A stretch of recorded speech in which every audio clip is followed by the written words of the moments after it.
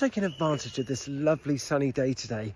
Get out there and just get the steps in. The sun rays are just great for boosting your vitamin D levels. But as we head into the colder months, I need to be mindful of getting enough vitamin D. So I want to make sure that I'm managing to top up my immune system as we head into the colder months. Do you know that the NHS strongly recommends that we should all be considering taking a daily vitamin D supplement as we head into the autumn and winter months, especially as the sunlight becomes scarce? That's why I rely on the Nutrition Geeks Vitamin D3 K2, because I know this is going to help support my immune system. And it's also a game changer for staying on top of my wellness as well. This award-winning company's put a year's supply in here, 365 tablets, and I've linked it below. It's on a great price for less than a tenner.